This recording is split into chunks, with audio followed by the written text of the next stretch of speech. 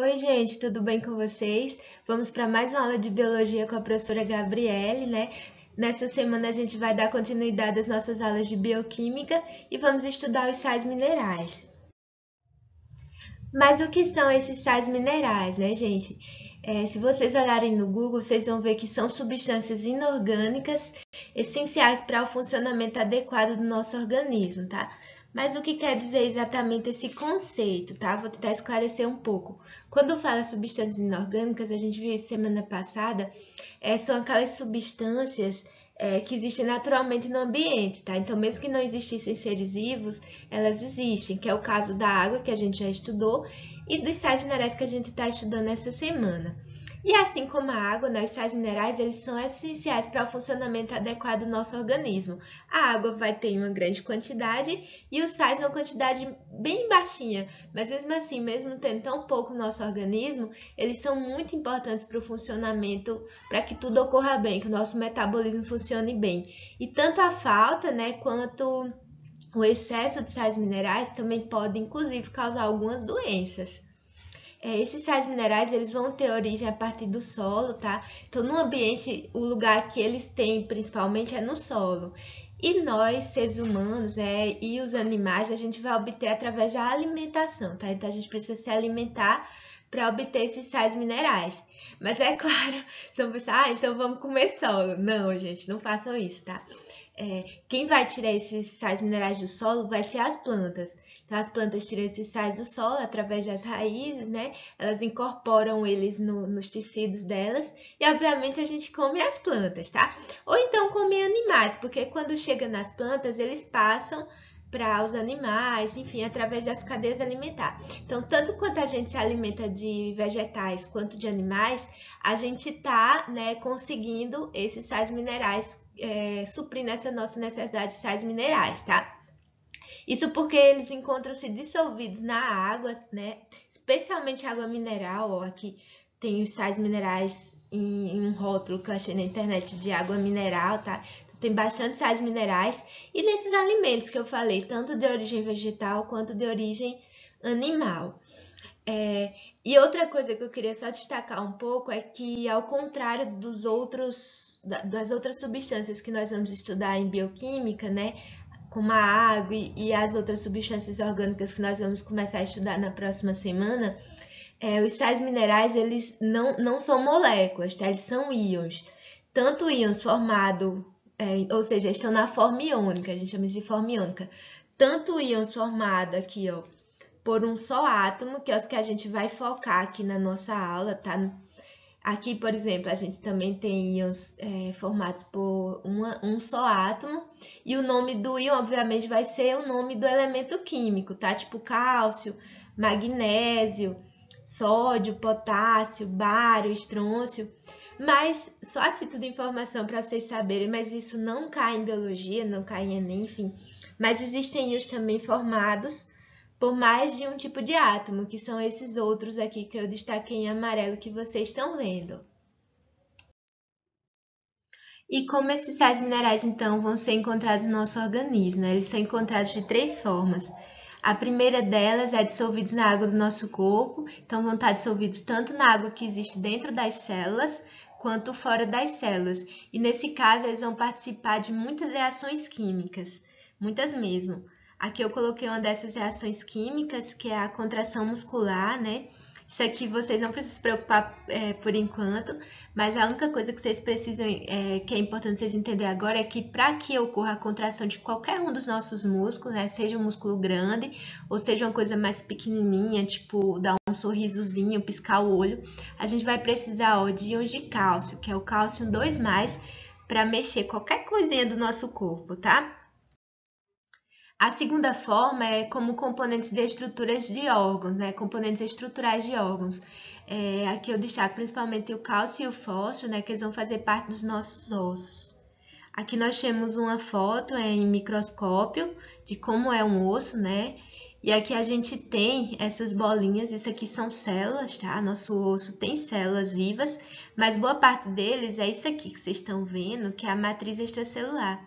e é bem dura a matriz extracelular dos ossos, ao contrário das outras partes do nosso corpo, porque eles têm muito cálcio e fósforo. É esse cálcio em especial, mas também um pouco fósforo, que vai deixar o nosso osso duro. Por isso que quando falta cálcio na nossa alimentação, principalmente de mulheres com um pouco mais de idade, vai desenvolver uma doencinha chamada osteoporose. O osso fica fraco, fica fácil de quebrar. A terceira forma, né, que os sais minerais são encontrados no nosso organismo é combinados com moléculas orgânicas. As moléculas orgânicas a gente vai estudar a partir da próxima aula, tá? Mas algumas vezes elas têm sais minerais combinados com elas.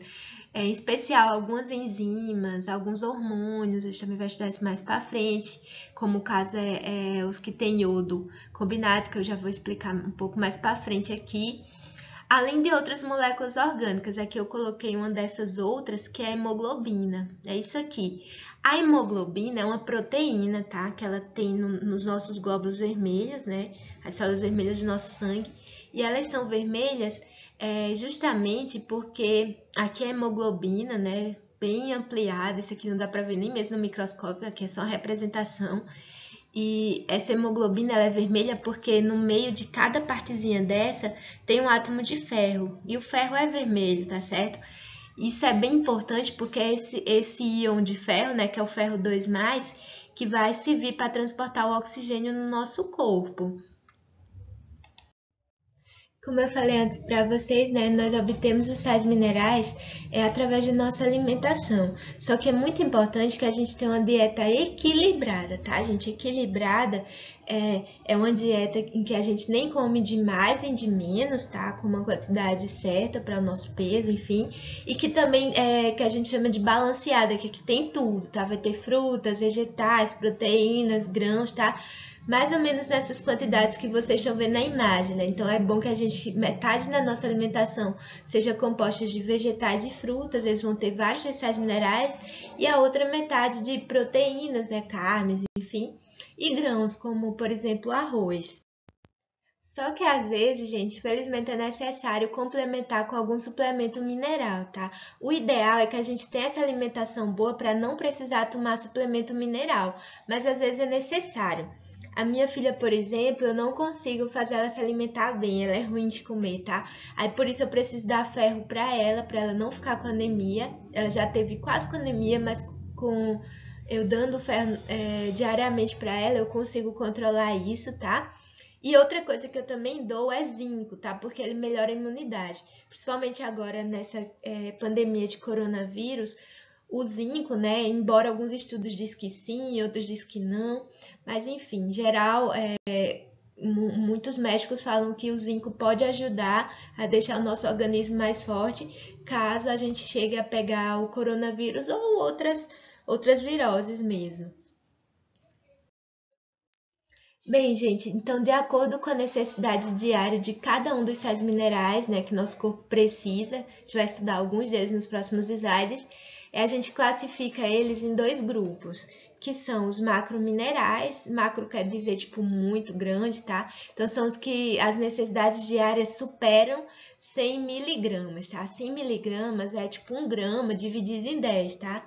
Então, os que a gente precisa mais de 100 miligramas, a gente chama de macrominerais, que é o caso do cálcio, do fósforo, do sódio, do potássio, do cloro, do magnésio e do enxofre, né, por exemplo.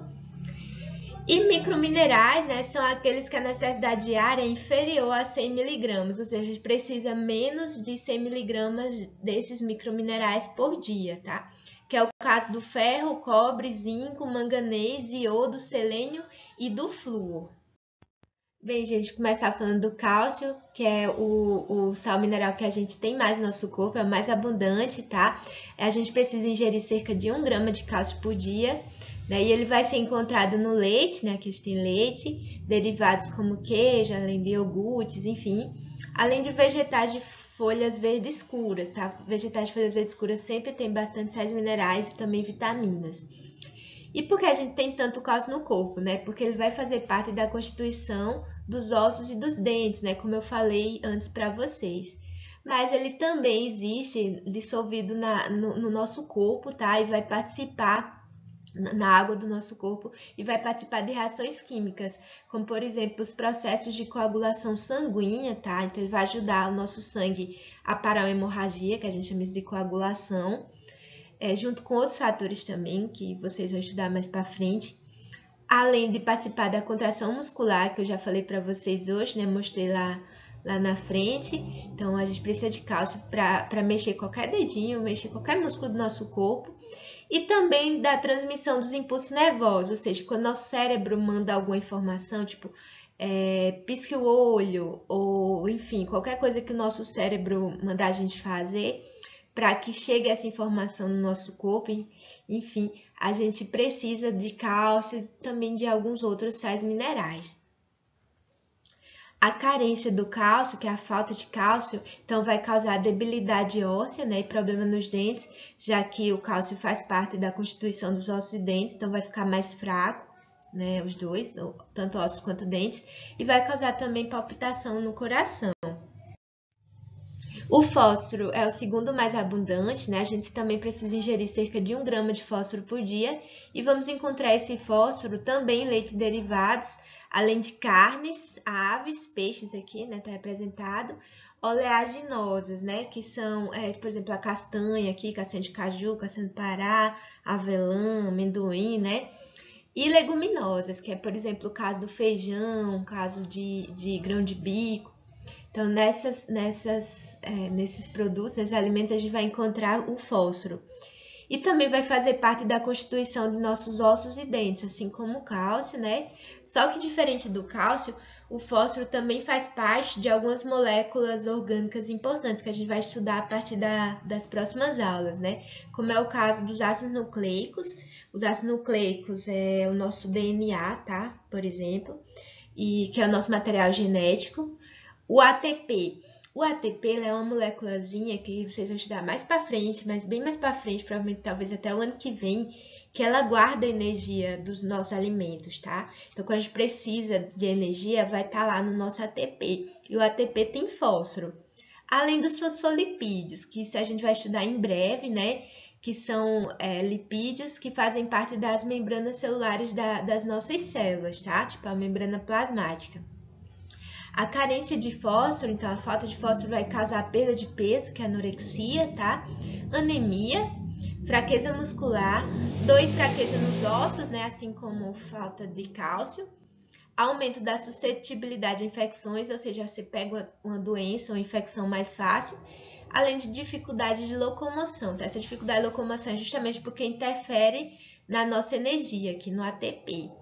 E outra coisa importante, tanto sobre o fósforo como o cálcio, é que a gente precisa de vitamina D para conseguir, né, absorver fósforo e cálcio. Por isso que precisa ter essa vitamina D para a gente também ter quantidades boas de fósforo e cálcio no nosso organismo. Bem, em relação ao potássio, ele também é um macronutriente, assim como o cálcio e o fósforo.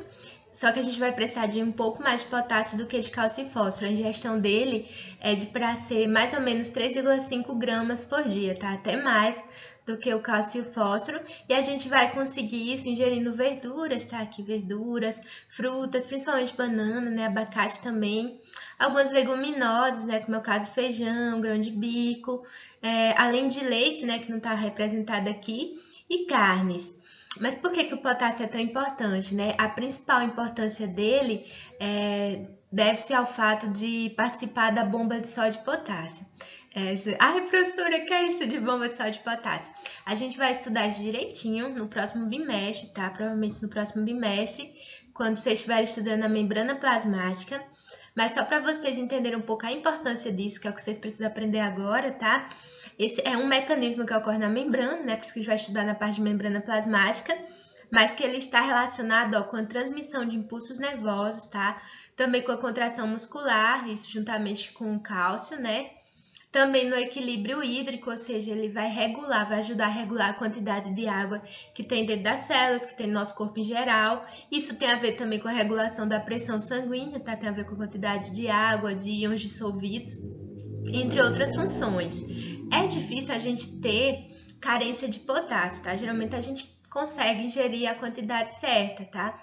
Só que um dos grandes problemas, né, causado em relação ao potássio é porque mesmo a gente ingerindo uma quantidade boa de potássio, geralmente a gente ingere sódio em excesso. E aí isso faz com que a pessoa tenda a ter hipertensão, tá? Hipertensão por causa que afeta a pressão sanguínea. Mas mesmo assim, se houver a carência de potássio, a gente pode ter fraqueza, né? Fadiga, câimbras musculares. Isso ocorre principalmente com mulheres grávidas, né? Uma certa fase da gravidez, que a criança cresce rápido assim e puxa o potássio da mãe. Aí com isso ocorre cãibra, porque está envolvida na contração muscular, né? A presença do potássio. Também pode causar formigamento e dormência, além de retenção sódica e hídrica, ou seja, retenção de sódio, né? Principalmente se a gente ingerir muito sódio em relação à quantidade de potássio, e hídrica, que é de água, tá? Por isso que quando a gente come muito sal, né? Sódio tem um sal, a gente acaba às vezes ficando um pouco inchaço. Por quê?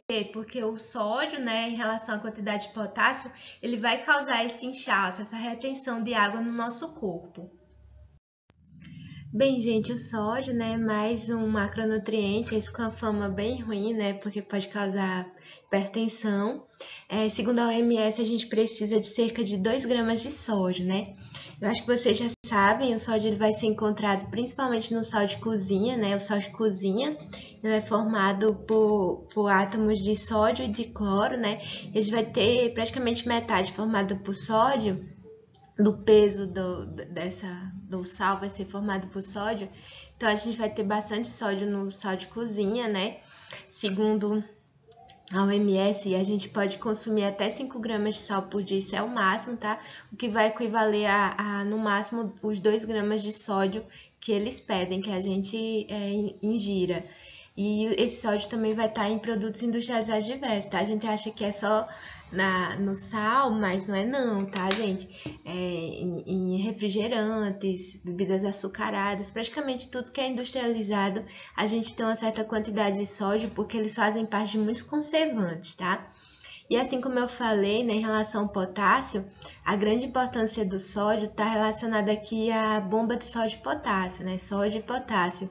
Então, vai ter os mesmos efeitos, tá? Que eu já falei antes, que é a questão da transmissão dos impulsos nervosos, da contração muscular e a regulação da pressão sanguínea, né? Além do equilíbrio hídrico. Então, o sódio vai estar bem relacionado a tudo isso, tá? Embora a gente só ouça mais falar da questão da pressão sanguínea.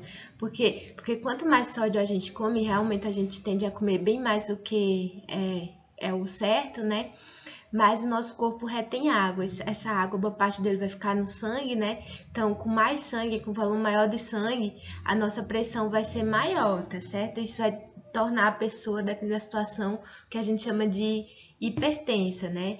Então, o excesso de sódio pode causar realmente essa hipertensão arterial, né? Com excesso de tensão nas artérias, doenças cardiovasculares, óbvio, né? E também doenças renais, tá? Então, excesso de sódio também pode causar cálculo renal. O cloro é semelhante também ao sódio, por isso que eu coloquei junto, né? A ingestão dele vai ser por volta de 3 gramas, o ideal, pode ser um pouco mais, não tem muito problema. E vai ser encontrado principalmente no sal de cozinha, né? Claro, junto do sódio, além de alimentos processados, também vão apresentar esse cloro, tá? Ele também vai ter a ver com a manutenção do equilíbrio hídrico, assim como o sódio, né? O cálcio, outros que eu falei antes, principalmente o sódio. Mas um diferencial dele é que ele está relacionado também com o controle do ácido estomacal, tá?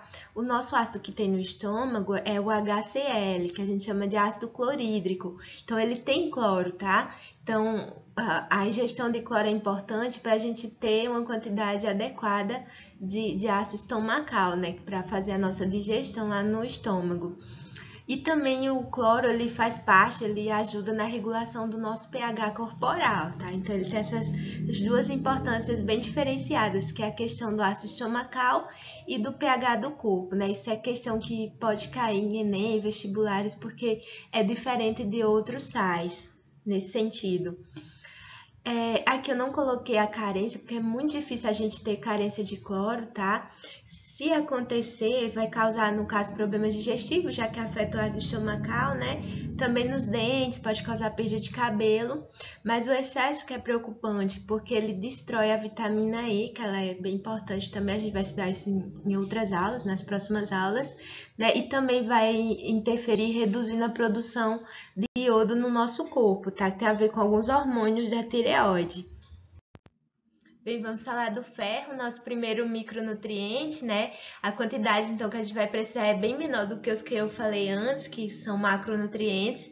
Ele vai precisar apenas cerca de 18 miligramas por dia, tá? Isso, cada miligrama, cada grama tem 1000 miligramas, então é uma quantidade bem baixa, tá?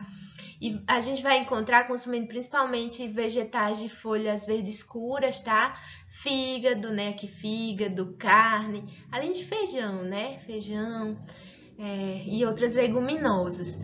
E ele é bem importante porque é componente da hemoglobina, que eu falei anteriormente para vocês, né? A hemoglobina é aquele pigmento vermelho que a gente tem no sangue, né?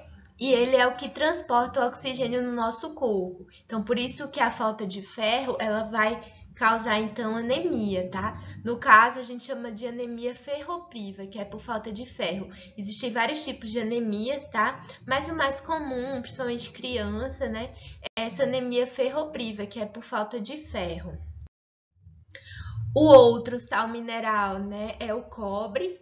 Esse a gente vai precisar menos ainda, é cerca de apenas 2 miligramas, tá? Por dia, é um consumo baixo. Ou seja, a gente pegar 1 grama, teria que dividir em 500, né? Para ser o consumo que a gente precisa, é bem pouquinho. E a gente vai encontrar, né? Aqui no caso em fígado, né? Mariscos, aqui foi colocado camarão, né? Tem outros mariscos também, nozes, né? E leguminosas, como é o caso de feijão, grão de bico. E por que o cobre é importante? Tá, gente? Ele é muito importante porque ele faz parte de diversas enzimas, né? As enzimas são proteínas também, assim como a hemoglobina, mas no caso das enzimas são proteínas que fazem várias reações químicas no nosso corpo, que aceleram reações químicas no nosso corpo. A gente vai estudar isso mais para frente, tá? Quando a gente estiver estudando proteínas. E isso é muito importante, tá? Principalmente porque o cobre ele vai atuar como cofator de enzimas que metabolizam a hemoglobina. Então, a falta do cobre vai interferir, né, na produção de hemoglobina. Então, vai interferir também no metabolismo do ferro, tá? Já que o ferro faz parte das moléculas de hemoglobina. E assim a gente vai ter uma carência de cobre, vai ser similar de ferro, causando também anemia, tá? Já que a falta de ferro, a falta de cobre, vai interferir aqui na hemoglobina, tá certo? Então, vai causar fadiga, né? Que é tipo um cansaço que não passa, né? E também vai afetar a imunidade porque causa um número reduzido de glóbulos brancos, né? Que são os glóbulos do nosso sangue que estão bem relacionados à nossa imunidade. Bem, gente, vamos falar aqui de mais um sal mineral que tem a ver com a imunidade, que é o zinco. O zinco a gente vai precisar ingerir cerca de 15 miligramas por dia e a gente vai encontrar em carnes, né? Vai encontrar em mariscos, né? Que é um crustáceo. Vamos encontrar em ovos, cereais, tá certo? E ele é bem importante porque ele constitui diversas enzimas. As enzimas, como eu falei antes, são proteínas que aceleram as reações químicas no nosso corpo, tá? O cobre também participa de muitas enzimas, mas no caso do zinco é mais ainda, né? Nosso corpo tem mais de 30 reações químicas que envolvem o cobre, né? Por isso que ele é importante em muitas coisas, tá? Para o nosso corpo. Então, além de auxiliar na produção de proteínas, né? Também vai ajudar na produção do material genético, que é o DNA. Vai participar da cicatrização de feridas. Se demorar a cicatrizar, indica que tem pouco zinco, está ingerindo pouco zinco. Tem a ver com o desenvolvimento fetal, a maturação sexual e produção de esperma, né? Ou seja, tem a ver com a fertilidade. E também, como eu falei antes, com a saúde do nosso sistema imunológico. A carência, né, que é a falta de zinco, vai causar muitas alterações, tá? Por quê? Porque ele participa de muitas enzimas, de muitas reações químicas diferentes. Mas entre as que ocorrem, né, vai ter mais a ver com o sistema imune, né, afetando o sistema imune e também a produção de hormônios. O selênio é um sal mineral. A gente precisa de uma quantidade bem baixa, tá? 70 microgramas, não é miligrama, é microgramas. Micrograma é 1 miligrama, que já é bem pouco, tá? Dividido por 1000. Então, é uma quantidade mínima mesmo. E a gente vai encontrar esse selênio em mariscos, aqui tem, né? Em frango também tem uma quantidade mais ou menos boa. Carne bovina, tá? Fígado, cereais, aqui tem acho que é aveia, leguminosas, como é o feijão, e principalmente na castanha do Pará, tá certo? Então, a castanha do Pará, até onde se sabe, é o alimento que tem mais selênio.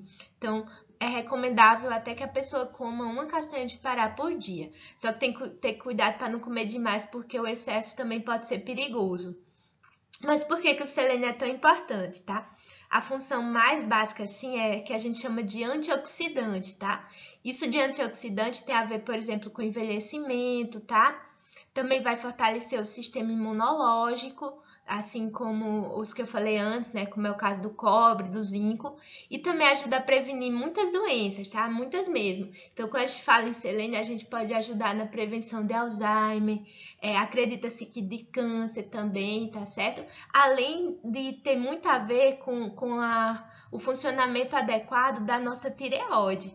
Porque ela atua na síntese de hormônios da tireoide, né? Que é o T3 e o T4, tá? Então, a falta de selênio pode afetar, né, a função da tireoide, por exemplo. E também vai atuar na motilidade dos espermatozoides, né? Fazer com que eles sejam mais rápidos. Então, também tem a ver com a fertilidade masculina. E a carência, então, como eu já falei, vai causar disfunções da tireoide, tá certo? Não vai funcionar como deveria, né? Isso pode ter a ver com problema de obesidade, entre várias coisas, né? E no caso das mulheres, tem a ver com fertilidade também, não só dos homens, né? Porque mesmo que a mulher engravide, ela pode ter abortos recorrentes, tá? Vai tendo um aborto, depois outro. E um dos fatores que pode causar isso pode ser a falta de selênio. O iodo é mais aqui um micronutriente, tá? Esse a gente vai precisar cerca de 150 microgramas por dia, né? E a gente vai encontrar esse iodo, principalmente em frutos do mar, aqui, ó. Frutos do mar, peixe também, tá certo? E no sal iodado. O sal iodado é esse sal de cozinha que a gente compra normal, né? Aqui a gente tem um sal grosso, mas pode ser sal normal, tá? Há uma lei que diz que é para ter iodo, justamente porque há um tempo atrás foi descoberto que o iodo, né, ele influencia nos componentes dos hormônios da tireoide, que é o T3 e T4. Então, ele participa da composição do T3 e do T4. E a falta de iodo, ela pode causar alguns problemas, tá? Como cretinismo em crianças, que é tipo um retardo mental, tá? Irreversível, né? Então a criança fica com retardo mental para sempre. Causar surdez, né? Surdo-mudez, além de anomalias congênitas, né? Que anomalias na fase que ainda está na barriga. E o bócio. Em questões de Enem, sempre o bócio é a que vai se falar mais, que é esse desenvolvimento, né, essa hipertrofia da glândula tireoide, né? Então, cresce isso aqui, e foi quando começou a crescer isso em alguns lugares, né, que o governo descobriu que era pela falta de iodo e obrigou a colocar iodo no sal, justamente para evitar que ocorra esse problema. Vamos para o Flu, né, nosso último micronutriente. O Flu, ele vai ser encontrado, é aquele que tem na nossa pasta, tá? Mas assim, o certo é a gente não engolir pasta, então a gente vai conseguir como ele, tomando água fluoretada, tá? Água fluoretada, muitas cidades recomenda-se que coloque um pouco de Flu quando essa água é tratada, tá? A gente diz, na verdade, é o fluoreto, que é um tipo de íon que tem Flu. Então, a gente diz que é água fluoretada. Na água mineral normal também, geralmente tem o fluoreto, né? Que é o íon que tem o Flu, tá certo? Mas também podemos encontrar em peixes, tá? E na maioria dos chás. Mas por que ter Flu, né? Por que colocar Flu na água? Também é uma medida, né, que é usada para a questão de saúde pública, porque o flu mantém a estrutura óssea, né, e o esmalte dos dentes, e também ajuda a prevenir cáries. Então, para que gastar muito tratando o dente das pessoas se eu posso colocar flu na água, né, e economizar em saúde? Então, existe essa ideia de colocar flu na água, mas existe um certo medo, porque o excesso de flu pode intoxicar, pode ser muito perigoso, né? Então, tem canto que não bota, tem canto que coloca. Eu não sei se aqui em Alhandra coloca, tá certo? Mas, enfim, é bom que a gente ingira, mas é uma quantidade bem baixa, tá? Para prevenir cáries, é bom para os nossos dentes principalmente. Mas o excesso, né, além de ser tóxico, se for demais, tá? Ele pode causar a fluorese, que é um probleminha que eu tenho.